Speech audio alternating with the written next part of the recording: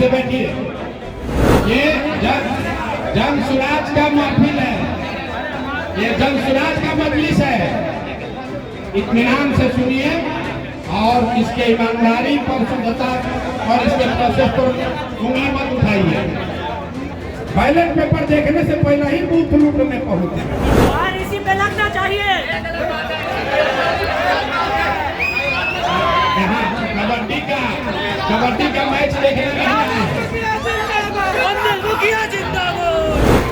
यहाँ ना आपके पैसे का जरूरत है, ना आपकी संख्या की जरूरत है, ना प्रशांत किशोर जिंदाबाद का नारा लगता है, ना हम अपने नाम का झंडा लगाते हैं। एक ही झंडा है, महात्मा गांधी का झंडा।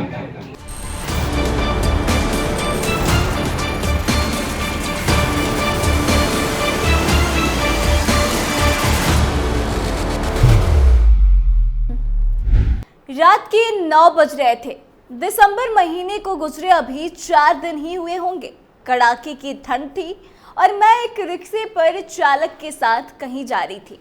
करीब 2 किलोमीटर की ये दूरी एक चालक और एक ग्राहक की तरह ही थी, पर इंसान अगर सुलझा हो तो उसे समझने में देर नहीं लगती।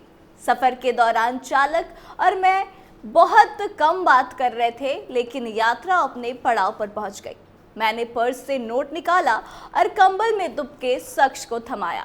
उस शख्स ने नोट को गौर से देखा। युवक को हैरानी हुई। मैंने पूछा कि क्या देख रहे हैं, नकली है या नहीं।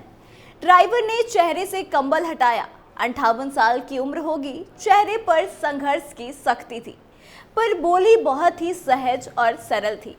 नोट को गौर से देखते हुए उस ड्राइवर ने बोला, नकली तो नहीं है, पर बताइए, गांधी जी तो अहिंसा के पुजारी थे, लेकिन उनको नोट पर रख दिया, जिसकी वजह से सब हिंसा होता है।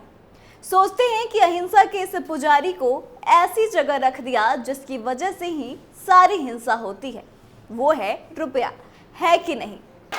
यहाँ ना आपके पैसे का जरूरत है, ना आपकी संख्या की जरूरत है, ना प्रशांत किशोर जिंदाबाद का नारा लगता है, ना हम अपने नाम का झंडा लगाते हैं। एक ही झंडा है, महात्मा गांधी का झंडा। प्रशांत किशोर कहते हैं कि वो अपने नाम का झंडा नहीं लगाते, उनका एक ही झंडा है, गांधी जी का झंडा। अहिंसा के पुजारी को यहाँ भी ऐसी ही जगह पर रख दिया गया जिसकी वजह से हिंसा की स्थिति है। ये क्या कर रहे हो आप लोग? ये कौन तरीका है भाई?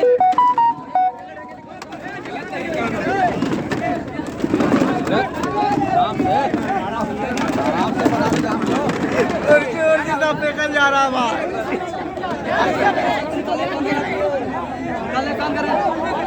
नारा लगाओगे तो गर्दन कट जाएगा। शांति से बैठिए, आप हम पर दबाव नहीं बना सकते। गांधी जी का झंडा उठाने वाले सरेआम धमका रहे हैं कि नारा लगाओगे तो गर्दन कट जाएगा। चेहरा तमतमाया हुआ दिखता है। विरोध की छोटी सी चिंगारी ने आंखों में गुस्सा उतार दिया है। मतभेद जो है इनसे बर्दाश्त नहीं हुआ। गर्दन उतारने की धमकी तक दे दी है, फिर शांत बैठने की नसीहत भी। कब और कैसे बनी ये स्थिति, चलिए पहले उसे भी समझ लेते हैं। हुआ यूं कि प्रशांत किशोर की पार्टी जन सुराज ने गया के बेलागंज में उपचुनाव के लिए संभावित उम्मीदवारों की चर्चा का नेतृत्व कर रहे थे। प्रशांत किशोर की पार्टी जन सुराज की ओर से विधानसभा उपचुनाव के लिए उम्मीदवारों के चयन को लेकर ये बैठक बुलाई गई थी। बैठक में बेलागंज विधानसभा सीट से मुस्लिम उम्मीदवार को टिकट देने की घोषणा हुई। ऐलान हुआ कि जन सुराज बेलागंज से मुस्लिम प्रत्याशी को उपचुनाव में टिकट देगी। पहले उम्मीदवार के तौर पर अमजद साहब का नाम,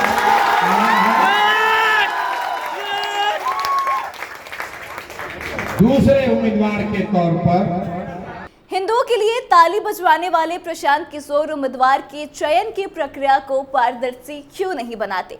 अमेरिका के तर्ज पर उम्मीदवार चुनने की हवा बनाने वाले पीके लोगों को ये भी बताएं कि अमेरिकी राष्ट्रपति चुनाव होने के 1 साल पहले ही उम्मीदवार चयन की प्रक्रिया शुरू कर दी जाती है। जन सुराज में ये प्रक्रिया कब शुरू हुई और कैसे खत्म हुई? उम्मीदवार के चयन में जनता की भागीदारी का मॉडल कहाँ गया?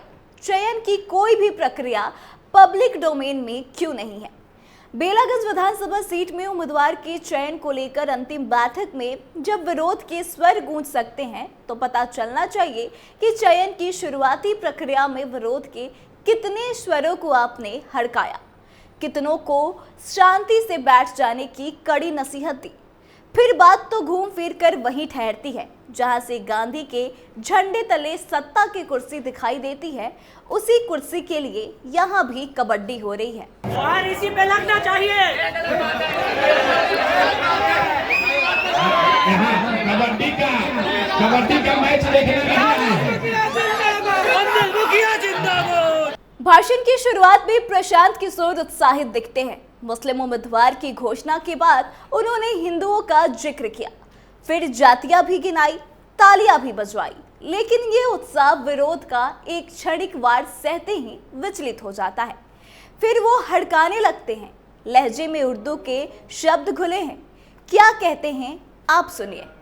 ये जन सुराज का महफिल है, ये जन सुराज का मजलिस है। इत्मीनान से सुनिए और इसके ईमानदारी पर, शुद्धता और इसके प्रोसेस पर उंगली मत उठाइए। बैलेट पेपर देखने से पहले ही बूथ लूटने पहुंचे। बेलागंज विधानसभा क्षेत्र के वासियों के लिए आपने तालियां बजवाई, लेकिन जिनके सम्मान में ये तालियां बजी वो वहां मौजूद नहीं थे। ऐसे में ये तालियां आपके पास ही पहुंच गई। पक्ष में तालियां बजती हैं तो अपने वजूद के होने का एहसास तो होता ही है, आनंद भी आता है, पर अफसोस कि ये आनंद बहुत देर तक टिक ना सका। थोड़ी देर के बाद ही विरोध की चिंगारी चटकने लगी।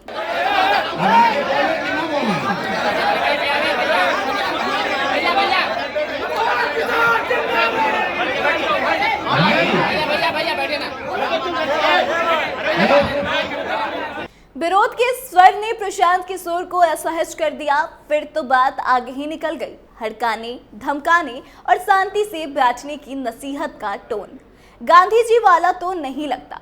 इस तरह की भाषा का इस्तेमाल करने वाले प्रशांत किशोर क्या समझते हैं कि गांधी जी का ज्ञान केवल उन्हीं के पास है? 10 रुपए का भाड़ा बिठाने वाला एक ड्राइवर भी गांधी जी को जानता है। उनके विचारों से इतर अगर कोई विरोधाभास दिखेगा, कॉन्ट्रास्ट सामने आएगा, तो बेबाक सवाल तो उठेंगे कि गांधी जी का झंडा लेकर डंडा क्यों दिखा रहे हैं प्रशांत किशोर। तो आज के इस स्पेशल स्टोरी में बस इतना ही, लेकिन जिस तरह से गांधी की आड़ में प्रशांत किशोर डंडा दिखाने का काम कर रहे हैं, इसको आप कैसे देखते हैं? कमेंट करके अपनी प्रतिक्रिया जरूर दें। वीडियो को शेयर करें और आगे की तमाम अपडेट्स के लिए देखते रहें कैपिटल टीवी। धन्यवाद।